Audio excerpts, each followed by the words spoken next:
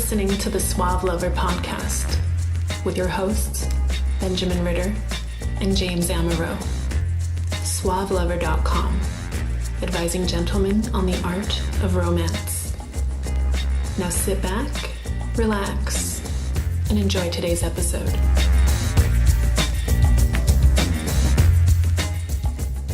It's interesting. Researchers found that technoference, even if infrequent, sets off a chain of negative events.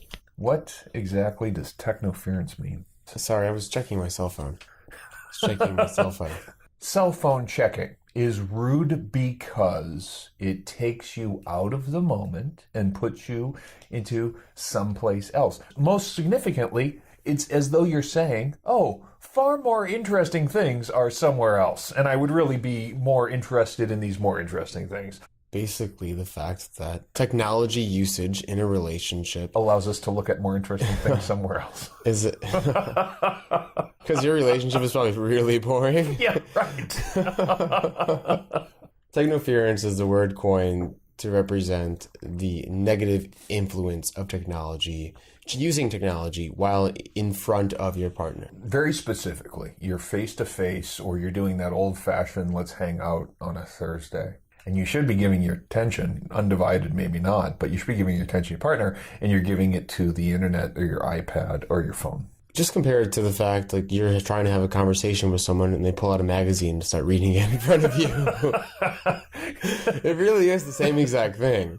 I mean, what happens, let's say if you're in an interaction and your mom or dad calls, something important. Yeah. You say, hey, can you hold on a second? I have to take this. Sure. Now, instead, replace that with continually pulling out your phone and scrolling through Facebook while having a conversation. It reduces the importance of the person or the people that you're with. And so the funniest photos that I see, because I don't see this so much in real life, but I see the photos of people all gathered together Instagramming their meal rather than actually having the meal together. Each one of them are taking a picture of the lovely vegan hamburger or whatever got sent their way.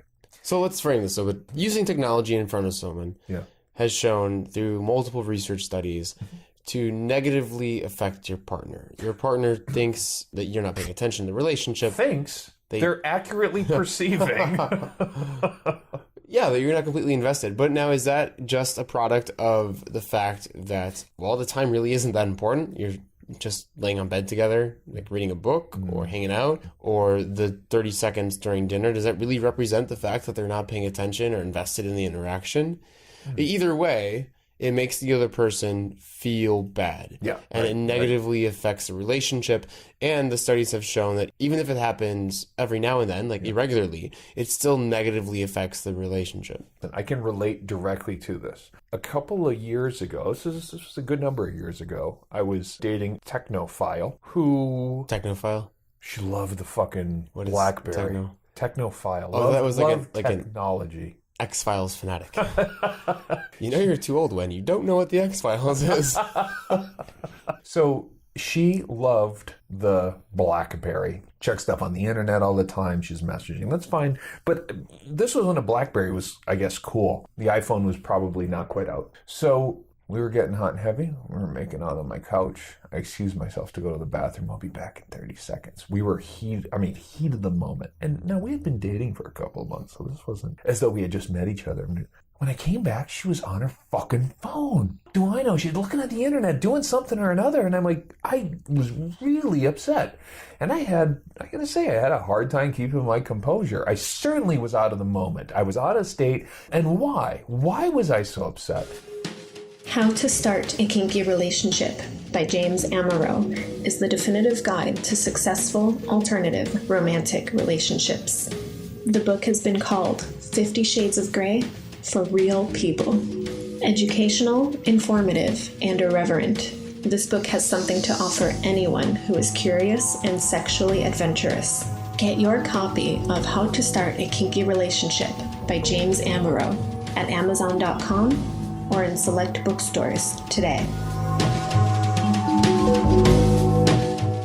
I was upset because I was taking a break from a mood that we were creating together. There was music on, there was incense, it was erotic, it was romantic, it was erotic.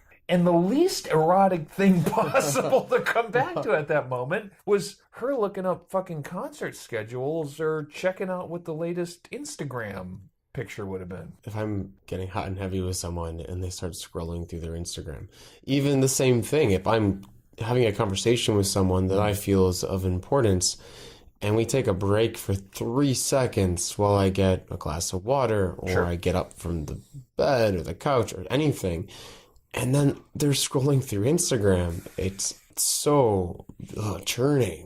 But I do it. We shouldn't. That's the problem, right? We shouldn't take it personally. We should understand that that's where things are at. So, given that, so what can we do? This is where society is. Right. There's no stopping the genie. It's out of the bottle. So, given that that's what's going on, what can we do to, let's say, create a erotic ambient environment with our partners? Now, you should have no expectations about what a stranger does. You got a one-night stand and you go to the bathroom, she comes back and she's laughing because Talking of her her ex. cat. Yeah, fine. So she's on the phone. All right, not fine. her ex, her current boyfriend. Sorry. Right. She's on the phone with her current boyfriend. Let it go. That's okay. That's no problem. What can you do when you have some mutual understanding and a relationship sort of expectation in place? I'll tell you the first thing. I think this is a great rule. No digital anything in the bedroom. Said it before. The bedroom should be ideally a sacred space, a place where you can decompress, and it's for two things: relaxing, sleeping, and having sex. That's it. It's not a lounge, not a place where you hang out. You don't bring your laptop and she brings her iPad, and none of that stuff happens in the bedroom. So I have this problem where I use my bed for everything. Right? Yes. I'm not in a living room. I'm doing homework on my bed. I'm reading on my bed. Right. And I know I shouldn't do that. Mm-hmm. Why? Because the bedroom should be framed as a sexual place and a place of sleep. Mm-hmm.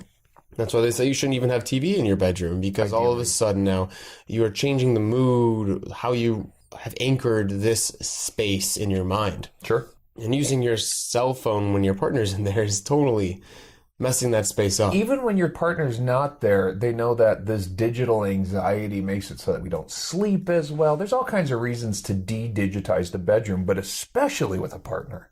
In particular with a partner. If I use my phone as an alarm clock, I set it outside of the door in the hallway as my alarm clock, as does she, if we have to use that as our wake-up plan, because it can do no good. You could just buy an alarm clock. You could do. You could just get an alarm clock. I could go digital and vintage and try to get the one with the big lights at, but I wouldn't know how to program that. It's not as user-friendly as my iPhone. Why does it keep flashing zeros? Right. 12. The reason behind non-digitizing the bedroom. De-digitizing. The reason behind anti-digitizing the bedroom. And by the way, anybody who can should put up reflective wallpaper that's made out of aluminum that stops the signals from going. That way you can have a phone and won't fucking work. That's great. Now all she can do is paperweight. She can play Angry Birds in her app. That's all she can do. The only electronics you should have in the bedroom are vibrators. That's right. Crank vibrators. James, they can have battery-operated vibrators. Come on. Steampunk version. Right, yeah. Well, come on, make a case. Why should you not have anything in the bedroom? Why shouldn't there be anything digital? If you are with somebody... Other than video cameras. Well, good non-repudiation evidence in court of law. No, if you are with somebody regularly, it should be the case that you're doing different aspects of your life with them. So your lucid waking state, you're fucking around, bullshitting, you're watching movies. It happens in the kitchen, happens out at the bar, happens in the car, happens in the living room. Your bedroom should change the circumstance of your experience together. It should be so that you are producing a kind of erotic intimacy that you cannot get in the car and in the living room and at the bar. The erotic intimacy is the same reason that, we would get together in tribes thousands of years ago and dance around the campfires, and then we'd go pair off in the woods where we could be alone because we were alone. It was you, me, and the stars. And that is the idea that the bedroom is the place where you've paired off to isolate, to separate, to cocoon yourself from all the nuance of the world. The phone offers one of the greatest state breaks possible. Right. It's not just your programs on TV, or it's not the rotary phone is ringing, right? No, that's It's right. the fact that you can go on Facebook and look at thousands of people's lives. You can look at every news article or every Instagram photo, and you can completely and utterly lose any sort of emotion you were feeling at that time. Yeah. It's the greatest state break. And that's why it's also negative to have at dinner, or it's negative to even look at your phone when you're having a conversation in a car, or just anywhere in general. To pull out your phone while you're with the person you're in a relationship with will take you out of your situation interaction. When you're establishing that you're in a erotic or romantic state, the phone is breaking it. When you're in rapport, it's breaking rapport. And so that's kind of the second biggest thing, is that anytime you pull out your phone, it's breaking rapport. Yes, that's the heart of what it is. So in those social situations, let's say you're planning a social gathering. Sure. How do you use your phone? Let's say it's the start of the night. People are still messaging you. People are still contacting you. And you're with your significant other, or even just with your friends in general. All of a sudden, you are now a social outcast because you're not part of the social gathering whatsoever. I think there's a really classy maneuver that you can use that just involves acknowledging and limiting the phone use. And it's very simple, and I do it all the time. I say, oh, excuse me for a minute. I know it's rude. I'm just going to take a second on the phone. I hate doing this when there's someone in front of me. So you do your business on the phone, but you've acknowledged that you are breaking state, and you're doing it precisely not to break rapport. You're breaking state. You can't control that. But you can avoid breaking rapport because you're not neglecting the person in front of you. You're giving them a pause and say, hey, can I take a minute and just sort of answer this call, or whatever it is? And if somebody is really offended by that, they're going to tell you. And they're going to say, if you just give me a minute, I will go over here so that I'm not leaving you sort of dangling while I have more important business on my cell phone. The Essentials by Benjamin Ritter is your concise manual for life improvement and success with women. The Essentials has been called a straight-to-the-point lesson in the lost art of being a man. Packed with insights, this book will transform the way you think about dating and relationships. Get your copy of The Essentials by Benjamin Ritter at Amazon.com or in select bookstores today.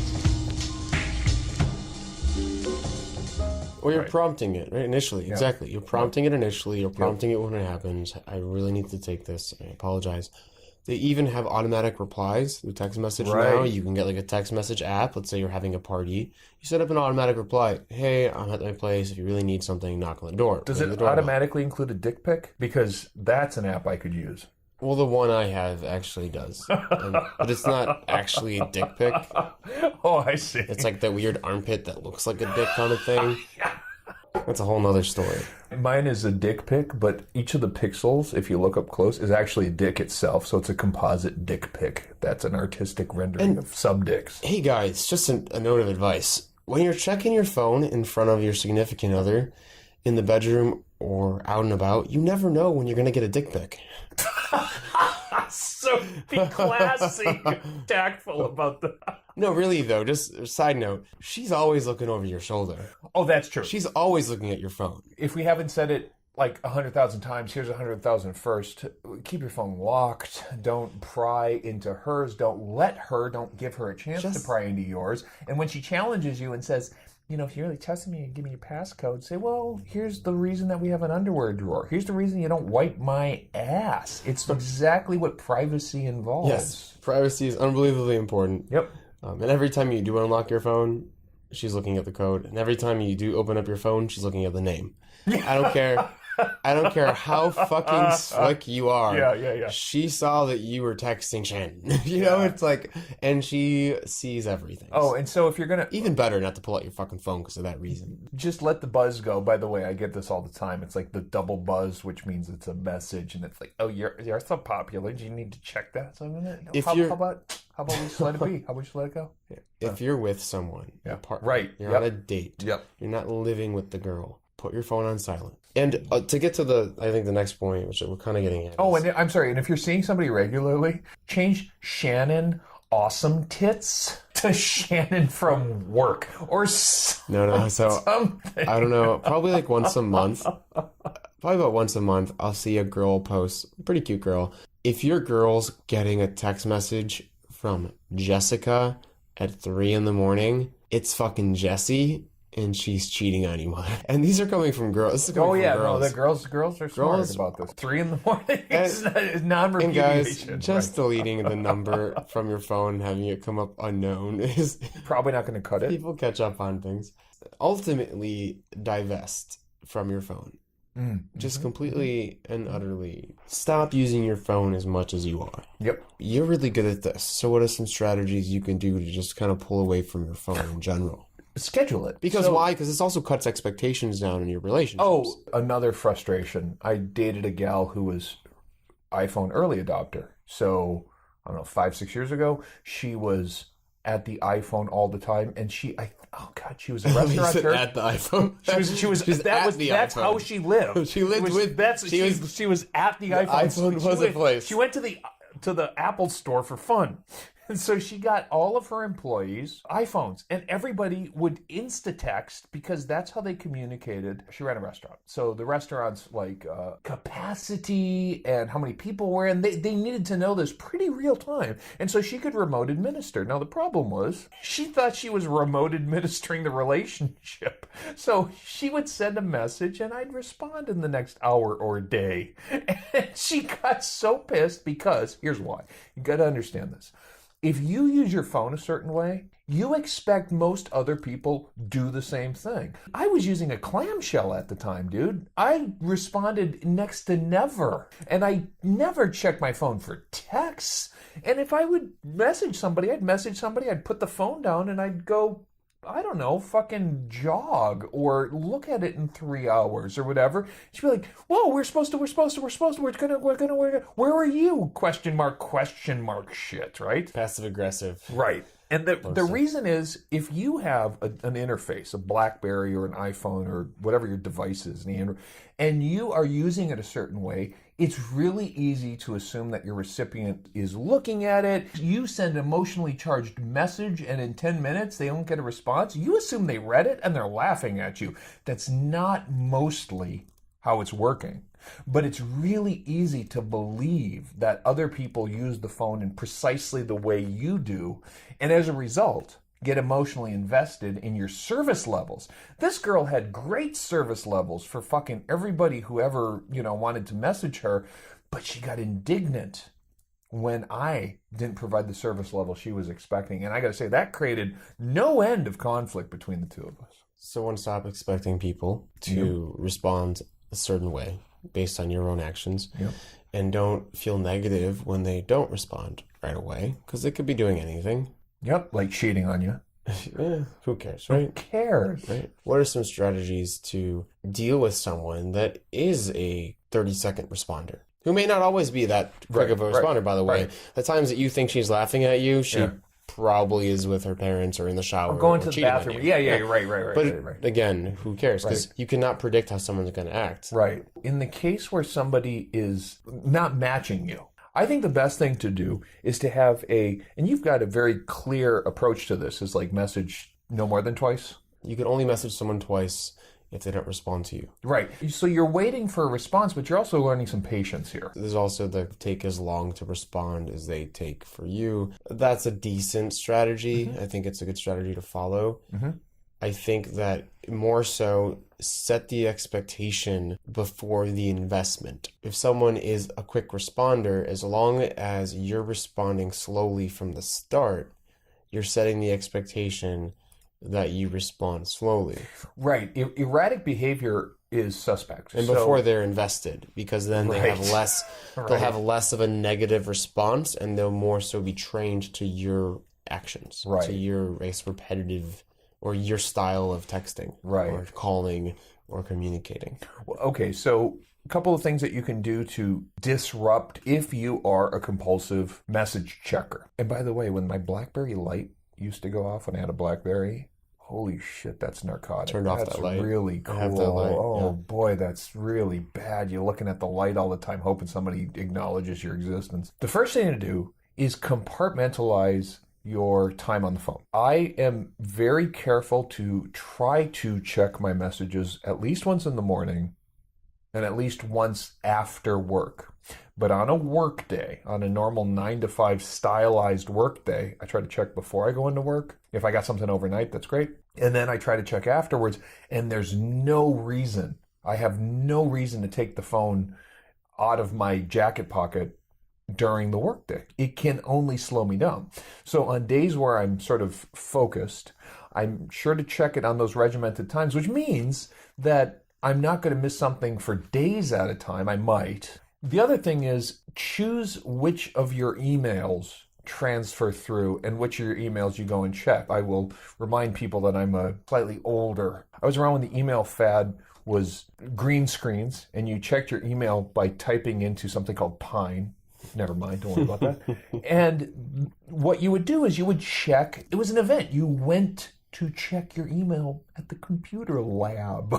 Okay, so if you can find the one email address or 3 email addresses that send stuff through, because most of us have a couple and we're trying to manage all this information flood, unsubscribe from all your garbage. Don't get notifications about stuff you're not interested in. Pass through 1 or 2 or 3 important communications to your phone, and then the rest of them, check them. It's really nice to go in and find that there are a couple of things in your email inbox. Now, when you and I communicate, we talk directly to our principal emails when it needs to get through quicker, or we text each other. That's because our communications, when they're not sort of unimportant, need to get through. But when they are unimportant, when they are not urgent, you ignore them. You send them along to save for later, check it later, right? That's important. And the reason is we all are suffering information overload. We all have too many people who we've subscribed to or we've given our personals for, and they're telling us that birthday weekend, this event is coming up. And so now every club promoter in the city, plus every business contact, plus every LinkedIn, Instagram, Facebook notification, it's garbage. Most of that stuff don't matter. So how you cut through the noise, I think, is you give a few people your normal check email account. You give a few people your text path, your real number to text through. You check it from time to time, but you also give yourself really breaks, well-deserved breaks but during the course of the day. Why you're doing all these types of things is because if you make it a standard to be divested, you'll be less likely to use technology during more intimate times because it won't seem to have that much of a hold on you. Just put yourself back 20 years where there was no such thing as a portable cell phone. It was a brick. If it was portable, you plugged it in the wall. And what you did to communicate was you met people and you talked to them.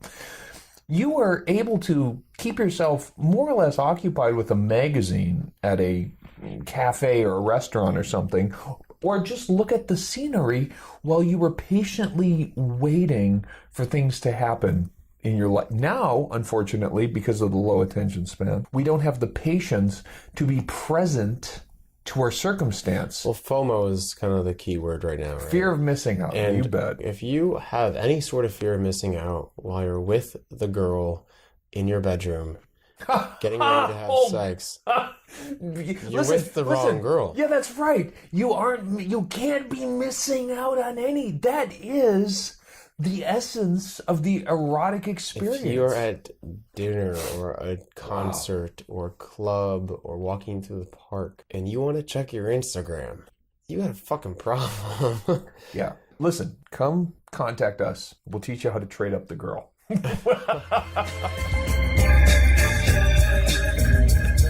You have been listening to the Suave Lover podcast. Visit suavelover.com to become the kind of man that women crave.